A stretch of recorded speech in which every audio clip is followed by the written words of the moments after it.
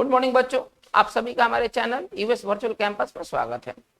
आज का हमारे ये वीडियो सेशन आर्टिकल पर आधारित होगा और आर्टिकल में हम लोग आज ए और एन का प्रयोग देखेंगे। पिछले आर्टिकल के जो भी वीडियोस हैं उसमें ज्यादातर द को लेकर के बात किया गया है। आज हमारा जो टॉपिक होगा वो ए एन को लेकर इस पर बात किया जाएगा। देखिए, जो ए एन का प्रयोग हम कहाँ करते हैं, एक पहले छोटे स्तर पर इसको समझ लिया जाए। नाउन संख्या के लिहाज से पहले भी बात किया गया था और मैं पुनः एक बार बताना चाहता हूं। संख्या के लिहाज से नाउन के दो टाइप हैं, एक काउंटेबल नाउन है और एक नाउन है अनकाउंटेबल। काउंटेबल की दो पार्ट हैं, एक सिंगुलर है, आप इन चीजों को जानते होंगे, और एक प्लुरल है। अनकाउंटेबल नाउन का कोई टाइप नहीं होता है। देखिए, जहां तक ए और एन लगने का सवाल है, हम कहाँ ए एन का प्रयोग करते हैं, तो ए एन से ना संख्या एक का बोध होता है। आमतौर पर ए एन से संख्या एक का बोध होता है। स्पष्ट रूप से हम इसका प्रयोग सिंगुलर नाउन के साथ करेंगे, प्लुरल के साथ नहीं करेंगे और अनकाउंटेबल नाउन के साथ नहीं करेंगे। मतलब अगर हमें लिखना है तो हम लिख सकते ए पेन, हम लिख सकते ए बुक। ये सभी के सभी जो पेन है और बुक है वो एक सिंगुलर नाउन है।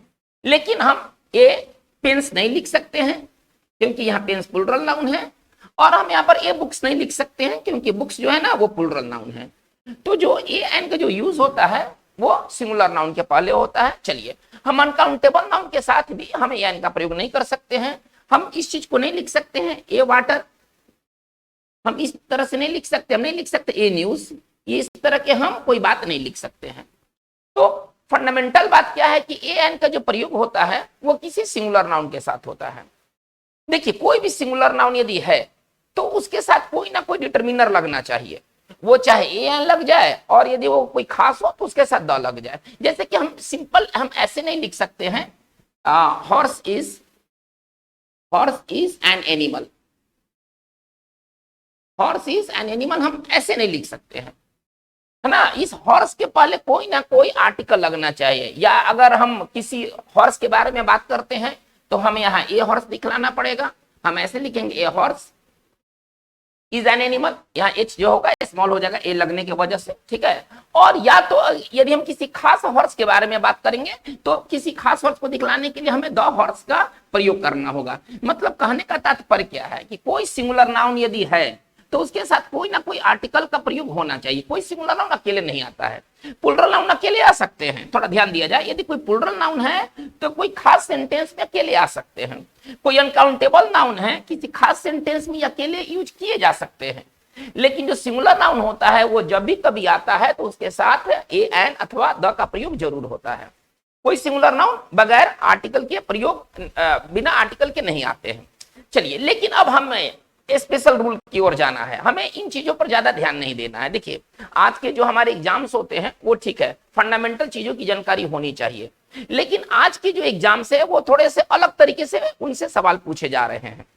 आज हम कुछ इस तरह के सिंगुलर नाउन को देखेंगे कि सिंगुलर नाउन होते हुए भी हम उनके साथ ए एन का प्रयोग नहीं करेंगे। इस बात का ध्यान दिया जाए कि कोई भी सिंगुलर नाउन बगैर ए एन का नहीं होता है, यदि वो इंडिफिनिट है तो। जैसे कि अगर हम अपने आप को कहेंगे, तो अगर हम ऐसे कहते हैं आई एम टीचर, थोड़ा ध्यान दिया जाए, आई एम टीचर, तो ये जो चीज होगा ना ये गलत होगा। यदि ये टीचर को सिंगुलर नाउन मानते हैं, यदि टीचर को सिंगुलर नाउन माना जाए तो इसके साथ ए एन का प्रयोग जरूर होना चाहिए। मतलब बिना ए लगा ये वाक्य गलत है। हमारा सही जो वाक्य होगा वो इस तरह से होगा, I am a teacher. I am a teacher हमारा इस तरह का वाक्य सही होगा। लेकिन हमारा जो फोकस है इन चीजों पर नहीं है। हम बात अब क्या करने जा रहे हैं कि कुछ इस प्रकार के सिंगुलर नाउन होंगे कि सिंगुलर नाउन होते हुए भी हम उनके साथ ए एन का प्रयोग नहीं करते हैं। चलिए, अब हम उन कंडीशंस पर विचार करेंगे कि कौन कौन ऐसे कंडीशंस हैं कि नाउन सिंगुलर है फिर भी उसके साथ ए एन का प्रयोग नहीं होता है।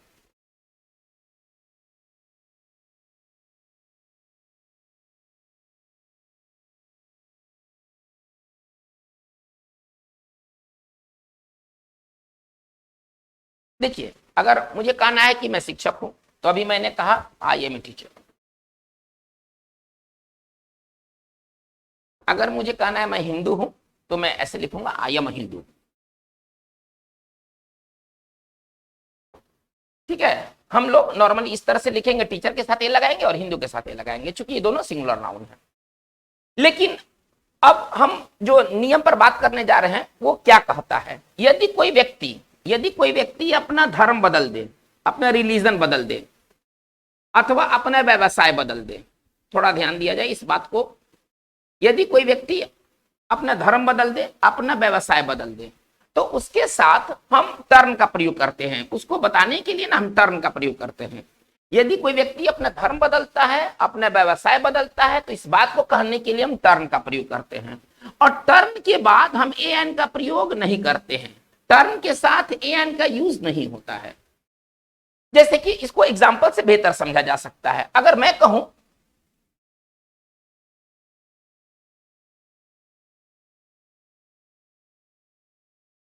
आप इस वाक्य को देखिए, वो हिंदू बन गया, यानी कि पहले वो किसी दूसरे धर्म का था, उसने अपना धर्म चेंज कर लिया। तो जब कोई व्यक्ति अपना धर्म चेंज करता है तो इस बात को हम टर्न से कहते हैं, थोड़ा इस बात को समझा जाए, और उसके साथ ए एन का प्रयोग नहीं होना चाहिए। तो वो हिंदू बन गया, वो पहले किसी और धर्म का था, अब उसने अपने धर्म को चेंज कर लिया। तो जब कोई व्यक्ति अपना धर्म बदल दे अथवा अपना व्यवसाय बदल दे, ऑक्यूपेशन का मतलब आप व्यवसाय से समझिए, यदि कोई व्यक्ति अपना धर्म बदल दे अथवा अपना व्यवसाय बदल दे, ठीक है, तो हम ए एन का प्रयोग नहीं करते हैं। और इस बात को बनाने के लिए सिर्फ एक उपाय है और वह है टर्न, ठीक है। तो हम कैसे इसको लिखेंगे, वो हिंदू बन गया, ही टर्न्ड ए हिंदू, इस तरह से लिखना गलत होगा। यदि कोई व्यक्ति अपना धर्म बदल देता है तो हम बात को टर्न से बनाते हैं, और यहां क्या समझाया गया है कि टर्न के बाद एन का प्रयोग नहीं होगा। देखिए, मैं हिंदू हूं, इसके लिए मैंने हिंदू का पहले लगाया, लेकिन जब व्यक्ति जब धर्म बदल करके हिंदू बना है तो उसके साथ ए एन का प्रयोग नहीं होगा। इसका मतलब है कि हमारा यहाँ जो ए का जो यूज है वो रॉन्ग है, यहाँ ए का यूज गलत है। हम एक दूसरे एग्जाम्पल को देखते हैं।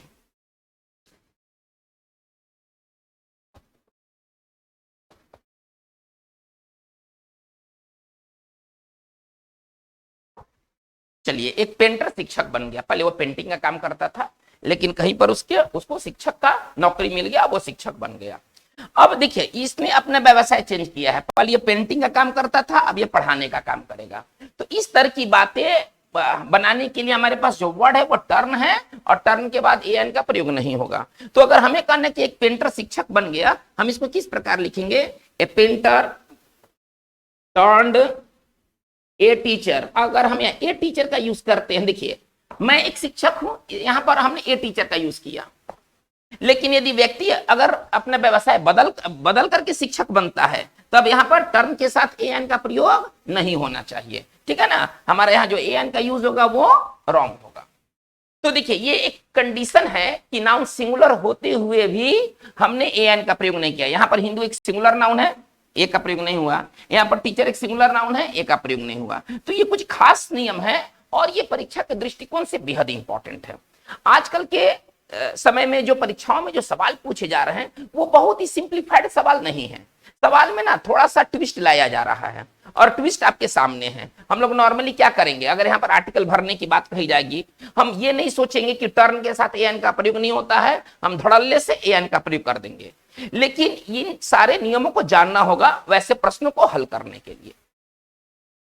अब हम आगे की ओर बढ़ते हैं, दूसरे नियम की ओर जाते हैं, वहां भी देखेंगे कि नाउन सिंगुलर है और उसके साथ ए एन का प्रयोग नहीं हुआ है।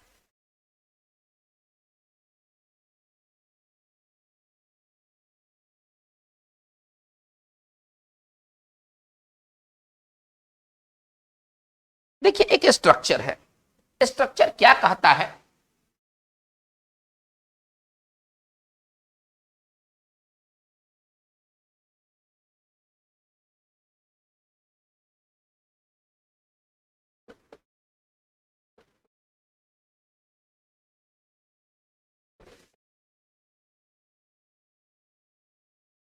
चलिए इस स्ट्रक्चर को पहले देखा जाए। स्ट्रक्चर क्या कर रहा है, काइंड, टाइप, सॉर्ट, वैरायटी, इसके बाद आएगा ऑफ।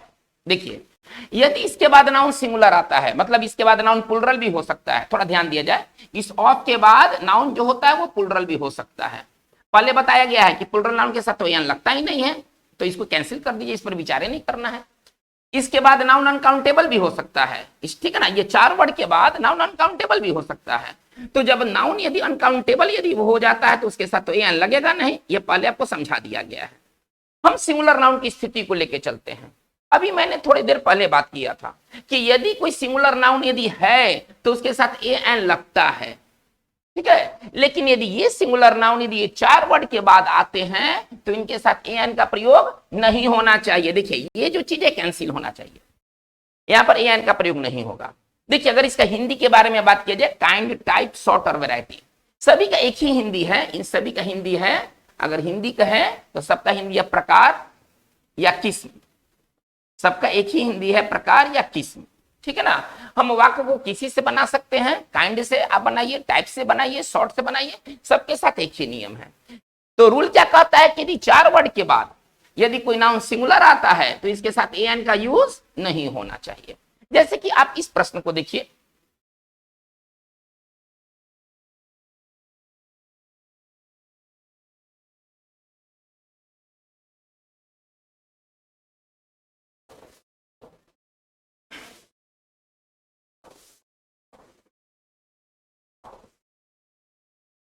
पहले इस वाक्य को देखा जाए, क्या कह रहा है, इस प्रकार के प्रश्न परीक्षा में पूछे जाते हैं। प्रकार कहने के लिए, किस्म कहने के लिए हमारे पास 4 वर्ड है, ठीक है ना।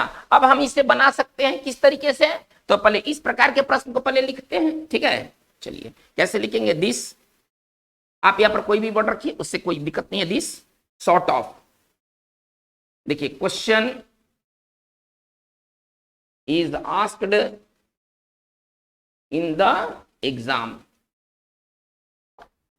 आइए देखिए यहां थोड़ा सा समझने की कोशिश कीजिए। आमतौर पर ये जो सिंगुलर नाउन जो क्वेश्चन है ना वो सिंगुलर फॉर्म में है ना, इसमें नहीं लगा हुआ है, सिंगुलर फॉर्म में है। आमतौर पर सिंगुलर नाउन के साथ एन का प्रयोग होना चाहिए, लेकिन स्ट्रक्चर क्या कहता है कि सॉर्ट ऑफ के बाद एन का जो प्रयोग होगा वो गलत होगा, ठीक है ना। हम यहाँ पर एन का प्रयोग नहीं कर सकते हैं, एन का जो प्रयोग होगा वो गलत होगा, थोड़ा ध्यान दिया जाए। तो जहां पर मैं सॉर्ट ऑफ लिखा हूं वहां पर आप टाइप लिख सकते हैं, वहां पर आप काइंडली लिख सकते हैं, कोई उससे दिक्कत नहीं है। अगर हमको कहना है कि किस प्रकार का एक यह कैमरा है, ठीक है ना, कोई व्यक्ति कैमरा देखा, बोला कि किस प्रकार का, तो बहुत लाजवाब कैमरा है, वह कहने का सेंस ये है, वो किस तरह से कहेगा अगर इस बात को कहा जाए तो।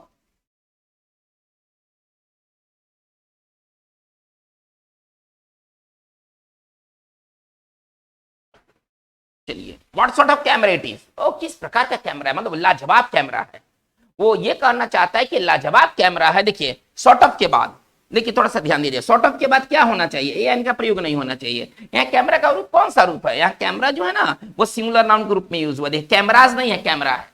कैमराज होता ना, अगर इसको हमें कैमराज लिखता तब कैमराज प्लुरल होता, लेकिन बात तो कैमरा का लिखा हुआ है ना, बात ये सिंगुलर है। और आमतौर पर क्या होता है, सिंगुलर के साथ ए एन लगता है, लेकिन यहां पर सिंगुलर के साथ ए एन का जो प्रयोग होगा वो नहीं होगा। तो ये बहुत इंपॉर्टेंट स्ट्रक्चर है। ये 4 वर्ड के बाद यदि नाउन प्लुरल लाएंगे तब तो ए एन का यूज ही नहीं है, नाउन अनकाउंटेबल आएंगे तो फिर वहां पर ए एन की समस्या नहीं है।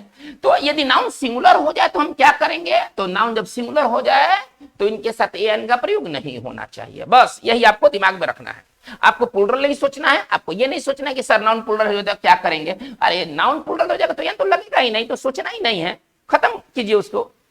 हाँ अगर नाउन सिंगुलर हो जाए तो हमें सोचना है, तो सोचने पर हमें क्या रिजल्ट मिलता है कि ये जो 4 वर्ड हैं अपने साथ ए एन का प्रयोग नहीं करते हैं यदि इनके बाद नाउन सिंगुलर हो तो, ठीक है। तो हमें लगता है कि ये स्ट्रक्चर कंप्लीट हो गया है, आपको ये समझ में आ गया होगा। हम बात को अब आगे लेके चलते हैं।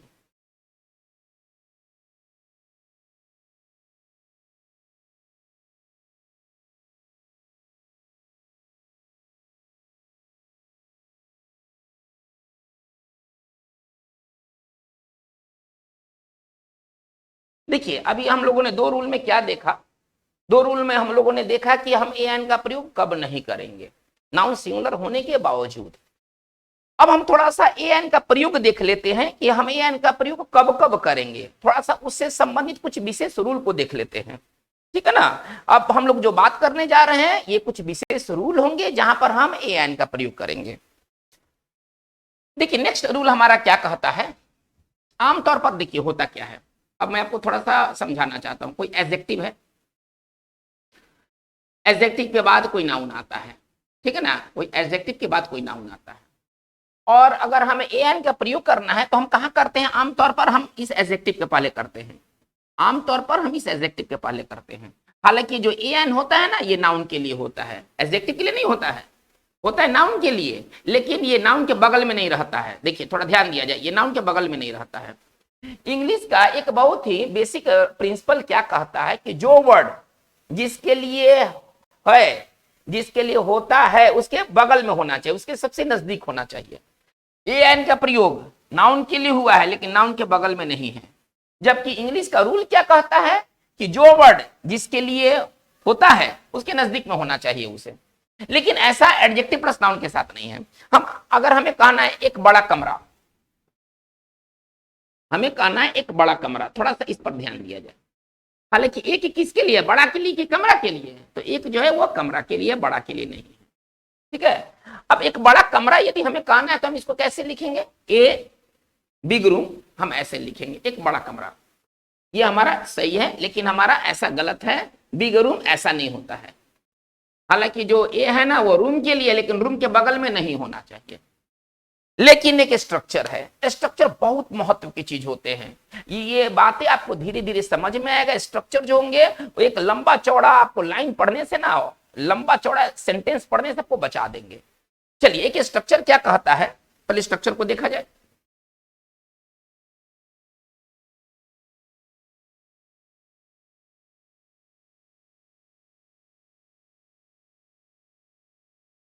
देखिए चार वर्ड है, ठीक है ना, सो, हाउ, टू और एज। इसके बाद एडजेक्टिव आएंगे। ये फिक्स है, स्ट्रक्चर फिक्स है ना, स्ट्रक्चर में कोई तरह का फेरबदल नहीं होता है। कई सारे एडजेक्टिव ना हो तो आप इतना नहीं सोचिए, एडजेक्टिव नहीं हो तो आप ऐसा नहीं सोचिए वो एडजेक्टिव आएगा ही। जो इंग्लिश होता है एक फिक्स पैटर्न को फॉलो करता है, ठीक है ना, वो आपके मन से नहीं चलेगा, वो हमारे मन से नहीं चलेगा, ठीक है। तो ये चार वर्ड है, सो, हाउ, टू और एज। इसके बाद एडजेक्टिव आएगा और इसके बाद नाउन भी आएगा। एडजेक्टिव जो होगा वो अकेले नहीं आएगा, नाउन भी आएगा। देखिए आमतौर पर होता क्या है कि एडजेक्टिव और नाउन अगर दे दिया गया हो तो एन कहां होना चाहिए? एडजेक्टिव के पहले, ठीक है ना। लेकिन इस स्ट्रक्चर में जो एन होगा वो यहां नहीं होकर के यहां आएगा, ठीक है ना। और जरूर आना चाहिए। हिंदी से देखिए, हिंदी से ऐसा प्रतीत होगा ना कि आपको एन की जरूरत नहीं है। हिंदी वाक्य आपको इस तरह से सजेस्ट करेगा, इस तरह से संकेत देगा, लगेगा कि एन का जरूरत ही नहीं है। लेकिन इस एडजेक्टिव और नाउन के बीच में एन का नहीं लिखना, नहीं आना सीरियस मिस्टेक माना जाएगा। मतलब यदि कोई एडजेक्टिव यदि सो, हाउ, टू और एस के बाद आए तो इस एडजेक्टिव और नाउन के बीच में एन का प्रयोग अवश्य और अवश्य होना चाहिए। फिर हिंदी में क्या लगता है इससे कोई मतलब नहीं है। जैसे कि हम उदाहरण से इसको समझाते हैं आपको। थोड़ा पहले इनका हिंदी देख लीजिए। सो का हिंदी होगा, इसलिए नहीं होगा, यहां होगा इतना। हाउ का हिंदी होगा कितना, ठीक है ना, थोड़ा यहां हिंदी अलग से है। टू का मतलब है बहुत ज्यादा, और एस का हिंदी होगा जितना उतना, जितना उतना, उतना जितना, ठीक है ना। वाक्य से ही क्लियर हो जाएगा, आप ज्यादा वरी नहीं कीजिए। मतलब इसका हिंदी इस तरह से होना चाहिए। एस का हिंदी कैसे बनेगा? जितना उतना, उतना जितना, ठीक है ना। इस तरह के वाक्य में हम एस का प्रयोग करते हैं। चलिए अब हमें लगता है कि अब हम सेंटेंस को डील कर सकते हैं। कहना है कितना ज्यादा गर्मी है, ठीक है ना, कितना ज्यादा गर्मी है, हमको ऐसा कहना है। कितना ज्यादा गर्म दिन है, हमको ऐसे कहना है। थोड़ा एक वाक्य को देखते हैं।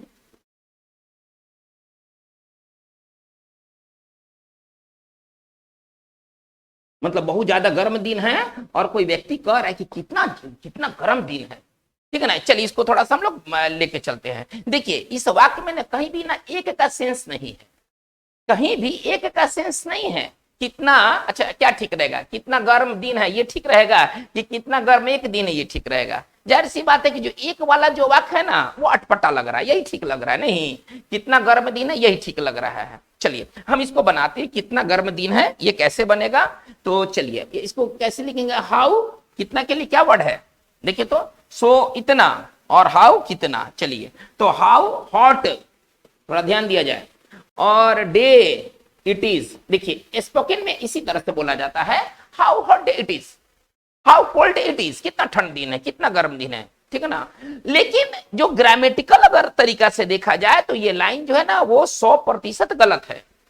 भले हिंदी में एक का भाव नहीं निकल रहा है, लेकिन यहां पर ये देना जरूरी और एकदम जरूरी है, नहीं देना सीरियस गलत माना जाएगा, ठीक है ना। अगर आप यहां से ए हटा देते हैं, सीधे ऐसे लिखते हैं how hot day it is, ऐसे स्पोकन में तो इसी तरह से बोला जाता है, मैक्सिमम लोग इसी तरह से आपको बोलेंगे, लेकिन ग्रामर एक अलग चीज है, ठीक है ना। लोग क्या बोलते हैं हमें उनसे मतलब नहीं है।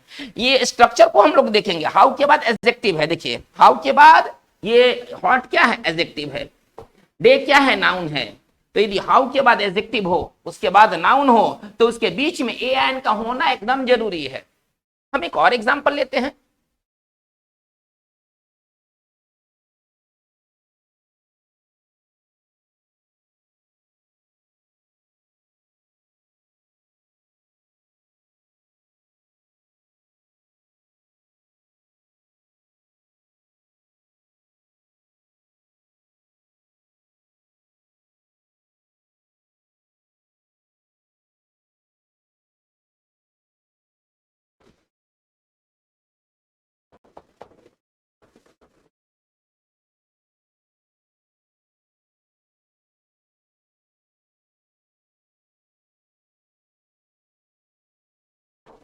चलिए इस वाक्य को थोड़ा सा देखा जाए। क्या हिंदी कह रहा है कि मैं बहुत ज्यादा महंगा किताब नहीं खरीद सकता हूँ, और बहुत ज्यादा के लिए उस स्ट्रक्चर में कौन से वर्ड अभी आए हैं, आप लोगों ने देखा है, उसके लिए वर्ड है टू। चलिए हमको टू का इस्तेमाल करके बनाना है, उस स्ट्रक्चर पर हमें इस्तेमाल करके बनाना है। देखिए इस वाक्य में कहीं भी एक का सेंस नहीं, ठीक है ना। हम ऐसे नहीं कह सकते हैं कि मैं बहुत ज्यादा महंगा एक ही किताब नहीं खरीद सकता हूं, हम ऐसा नहीं बोल सकते हैं। हमको ना यही लाइन सही लाइन लग रहा है, इसमें एक का ना कोई सेंस नहीं है। फिर भी जब हम वाक्य को डील करेंगे उसके बीच में ए एन जरूर हम लाएंगे, ठीक है। अगर हमको ऐसे कहना है तो मैं कैसे कह सकता हूं, आई कांट बाई, चलिए इसको सिंपल तरीके से बनाया जाए, टू। चलिए महंगा के लिए हमने वर्ड इस्तेमाल किया एक्सपेंसिव, और सीधे यदि हम किताब के लिए बुक लिख देते हैं ना तो ये लाइन हमारा गलत हो जाएगा, ठीक है ना। I can't by too expensive, a book होना चाहिए, अ बुक होना चाहिए, यहां जरूर अ होना चाहिए। एक हम दूसरा वाक्य को देखते हैं,